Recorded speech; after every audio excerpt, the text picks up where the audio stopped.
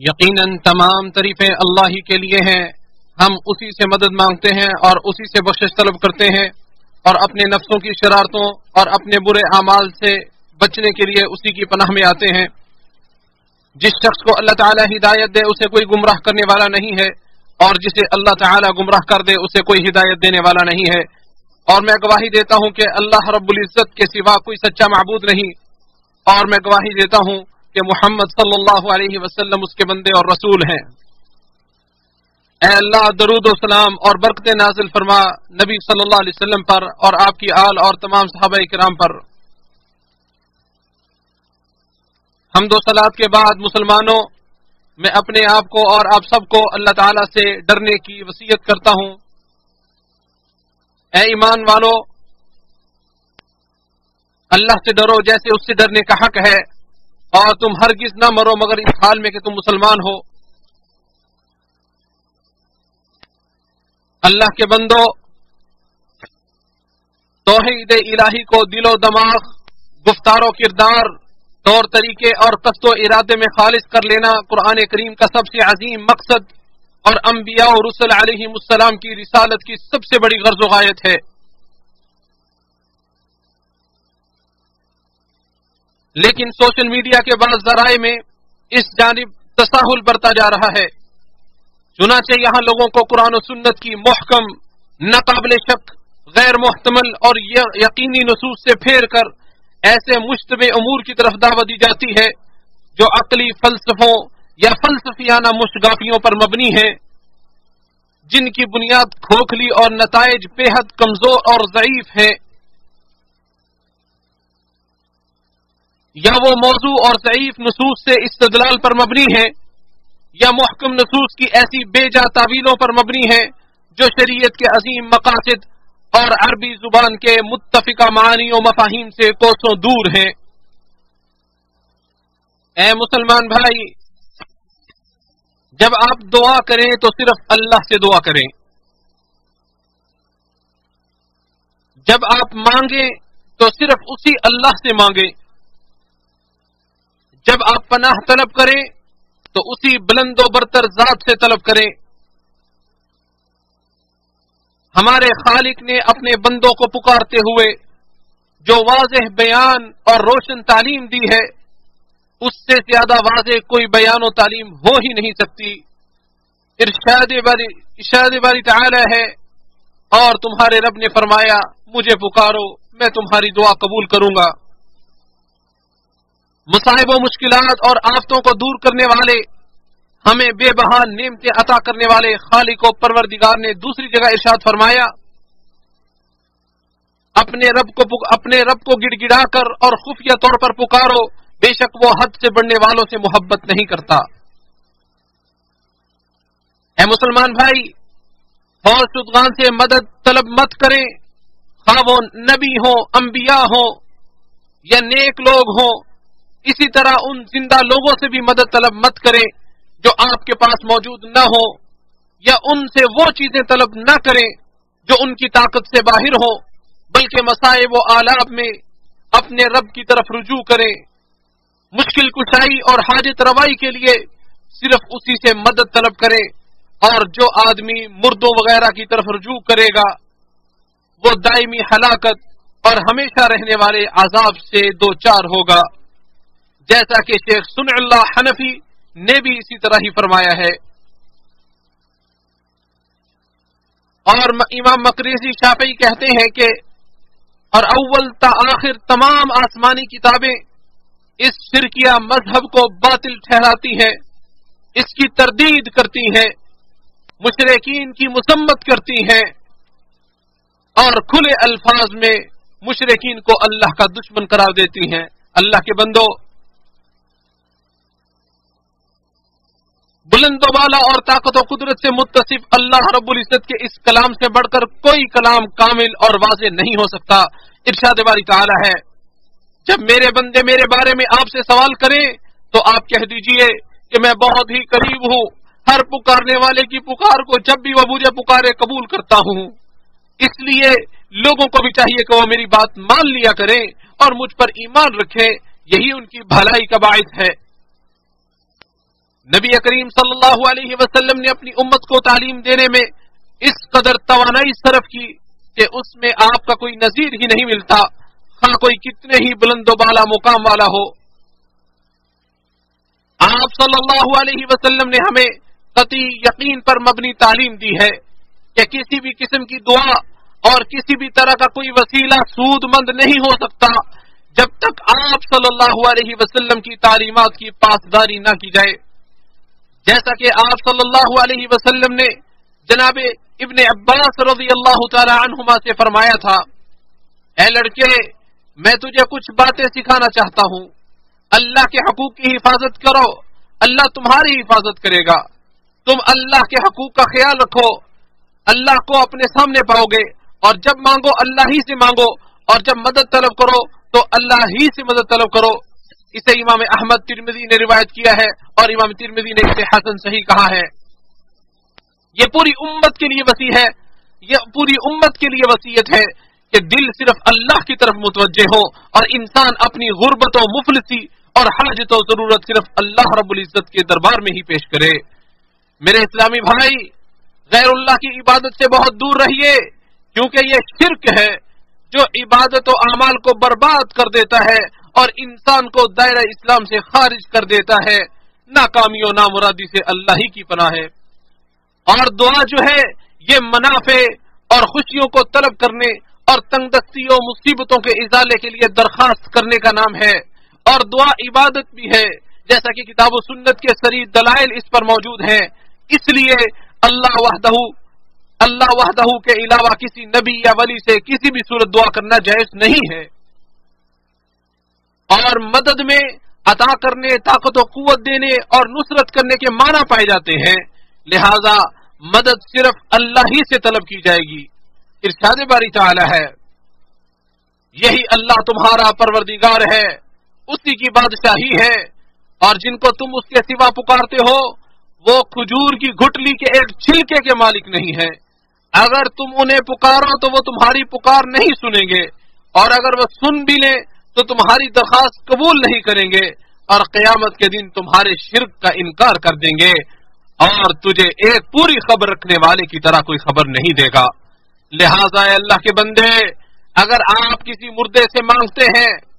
کسی فوت شدگان سے مانگتے ہیں، یا اس سے کوئی مدد طلب کرتے ہیں، خواہ وہ کتنے ہی بلند مقام و مرتبے کا مالک ہی کیوں نہ ہو، مثال کے طور پر رزق طلب کرتے ہیں، یا اس سے بیماری سے شفا طلب کرتے ہیں، یا کسی مصیبت کو دور کرنے یا نفع کے حصول کے لیے پکارتے ہیں، تو یہ شرک ہے۔ اسی طرح کسی زندہ انسان سے بھی کوئی ایسی چیز طلب کرنا جائز نہیں ہے جس کی طاقت اللہ کے علاوہ کوئی نہیں، جس کی طاقت اللہ کے علاوہ کسی کے پاس نہیں ہے۔ ایسی چیز صرف ایک اللہ ہی سے طلب کی جائے گی جو ہر چیز پر قادر ہے اور ہر چیز کا مالک ہے۔ اے میرے اسلامی بھائی، اللہ تعالیٰ کے اس فرمان صرف تیری ہی ہم عبادت کرتے ہیں اور صرف تجھ ہی سے مدد مانگتے ہیں، اس کے اس پیغام کو مضبوطی سے تھام لیجئے جسے آپ اپنی نماز کی ہر رکعت میں پڑھتے ہیں، اور ہر ایسی دعوت سے بچ کر رہیں جو دین کی اس مضبوط بنیاد کو کھوکھلا کر دے۔ اللہ کے بندو، اگر آپ ہر خوف سے نجات اور ہر پسندیدہ چیز سے بہرور ہونا چاہتے ہیں تو قرآن کریم کی تعلیمات اور تمام انبیاء اور رسول کے سردار صلی اللہ علیہ وسلم کی تربیت سے انحراف مت کریں۔ اللہ کے بندو، صرف اللہ رب العزت کی کلام کی، جیسا کہ ہمارے پروردگار نے ہمیں اس کی خبر دیتے ہوئے فرمایا ہے، اس وقت کو یاد کرو جب تم اپنے رب سے فریاد کر رہے تھے، پھر اللہ نے تمہاری سن لی کہ میں 1000 فرشتوں سے تمہاری مدد کروں گا جو لگاتار چلتے ہوئے آئیں گے۔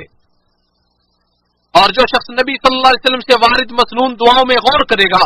تو وہ پائے گا کہ آپ صلی اللہ علیہ وسلم اپنی دعا کی ابتدا ان الفاظ سے کرتے تھے، اے ہمارے رب، یا اے اللہ، یا اے ہمیشہ زندہ رہنے والی اور ہر چیز کو قائم رکھنے والی ذات، اے جاہ و جلال اور عزت و شرف والی ذات۔ ارشاد باری تعالی ہے، اللہ کے اچھے اچھے نام ہیں، انہی ناموں سے اسے پکارا کرو۔ اور آپ صلی اللہ علیہ وسلم کے بعد آپ کے صحابہ کرام سے کسی بھی موقع پر یہ ثابت نہیں ہے کہ انہوں نے یا رسول اللہ مدد کی، یا رسول اللہ مدد کی صدا لگائی ہو۔ حالانکہ ان کے زمانہ میں ایسے متعدد واقعات رونما ہوئے تھے جن میں وہ سخت مصیبت اور بڑی بڑی آزمائشوں سے دو چار ہوئے تھے۔ لہذا اے مسلمان بھائی، ایسے خیالات و اوہام سے بچ جائیں جو عقلوں سے کھلواڑ اور افکار کو پراگندہ کرتے ہیں اور توحید کی سلامتی اور عقیدے کی صحت کو مخدوش کر دیتے ہیں۔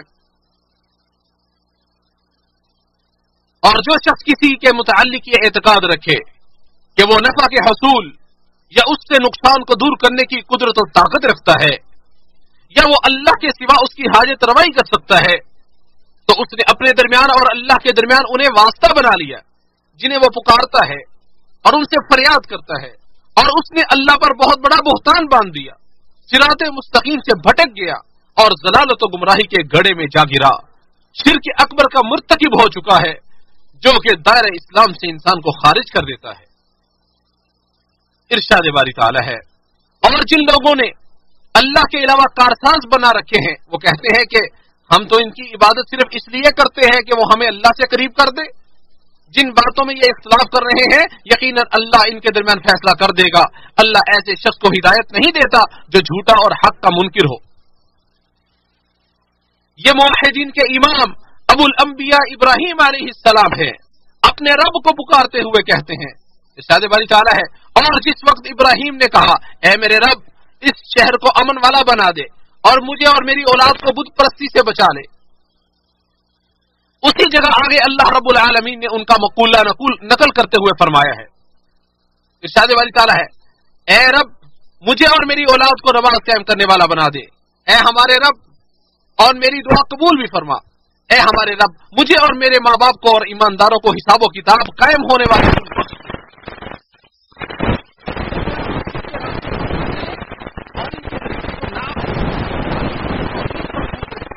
ہمارا عقیدہ درست رہ سکے۔ مسلمانوں، وہ لوگ جو ہمیں کتاب و سنت کے طریقے سے اور انبیاء اور رسول کے منہج سے پھیرنا چاہتے ہیں، ہم ان کی تعلیمات کی طرف رجوع کیوں کریں؟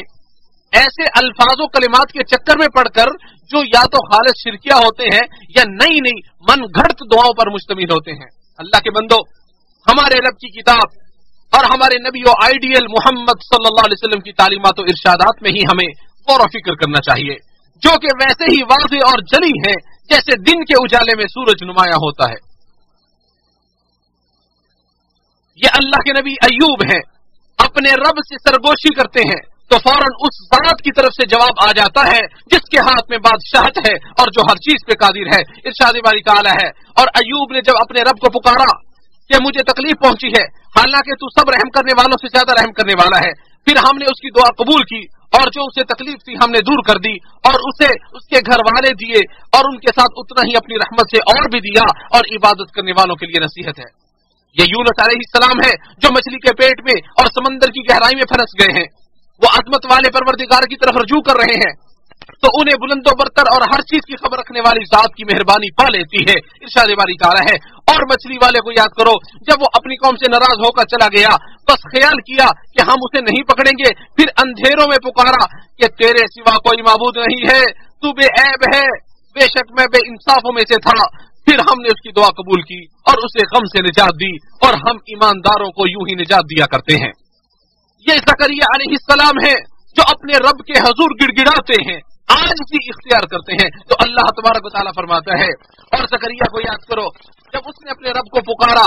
کہ اے میرے رب مجھے اکیلا نہ چھوڑ اور تو سب سے بہتر وارث ہے، پھر ہم نے اس کی دعا قبول کی اور اسے یحییٰ عطا کیا اور اس کے لیے اس کی بیوی کو درست کر دیا۔ بے شک یہ لوگ نیک کاموں میں دوڑ پڑتے تھے اور ہمیں امید اور ڈر سے پکارا کرتے تھے اور ہمارے سامنے عاجزی کرنے والے تھے۔ لہذا اللہ کے بندو، ہدایت کے راستے پہ چلو، اپنے خالق کے لیے اپنی توحید کی حفاظت کرو اور ان لوگوں کی طرف میلان مت رکھو جو تمہیں ہلاکت و گمراہی کے دہانے تک پہنچا دیں۔ اللہ کے بندے، کیسے تو اپنے خالق کی ہدایت و تعلیمات کو لازم نہیں پکڑتا جبکہ تجھے یقین بھی ہے کہ وہی ہر چیز کا خالق ہے، اسی کے ہاتھ میں ہر چیز کی بادشاہت ہے۔ لہذا اپنی توحید کو بچاؤ، اپنے رب کی تعظیم کرو، اپنے نبی اور رسول کے طریقے کو اختیار کرو، آپ عظیم اور کامل ترین کامیابی سے سرفراز ہو جاؤ گے۔ ارشاد باری تعالی ہے، بے شک ایمان والے کامیاب ہو گئے اور ایمان کی حقیقت یہ ہے کہ اللہ کے سوا کسی کو مت پکارو، صرف اور صرف اسی کی طرف رجوع کرو۔ بھلا ایسے شخص کی کامیابی کو دوام کیسے حاصل ہوگا جو اللہ کے علاوہ دوسرے سے مدد طلب کرتا ہے، مردوں سے فریادیں کرتا ہے، جو کہ خود اپنے اعمال کے مرہون منت ہیں۔ نبی صلی اللہ علیہ وسلم نے فرمایا جب انسان مر جاتا ہے تو اس کے عمل کا سلسلہ ختم ہو جاتا ہے سوائے تین چیزوں کے، صدقہ جاریہ ہے، یا وہ علم جس سے فائدہ اٹھایا جا رہا ہو، یا نیک اولاد جو اس کے لیے دعا کرے۔ اے اللہ تو مسلمانوں کو ہر بھلائی کی توفیق عطا فرما، اے اللہ تو ہمارے لیے ہمارے دین کی حفاظت فرما اور ہمیں توحید و سنت پر کل ثابت قدم رکھنا۔ اے اللہ ہمیں اپنے پیارے نبی صلی اللہ علیہ وسلم کی سنت کی توفیق عطا فرما، اے اللہ ہمیں اپنے نبی کی سنت کی طرف توفیق عطا فرما۔ اور میں اپنی بات کو مکمل کرتا ہوں اور اپنے لیے اور آپ سب کے لیے بخشش طلب کرتا ہوں ہر گناہ سے، اور آپ بھی استغفار کرو، یقیناً وہ بہت زیادہ بخشنے والا نہایت مہربان ہے۔ تمام تعریفیں اس اللہ کے لیے، بہت زیادہ تعریفات۔ مسلمانوں، اللہ اور اللہ کے پیارے نبی صلی اللہ علیہ وسلم کے حکموں کو ملحوظ خاطر رکھو، اور یاد رکھو دعا عبادات میں سے ایک عبادت ہے۔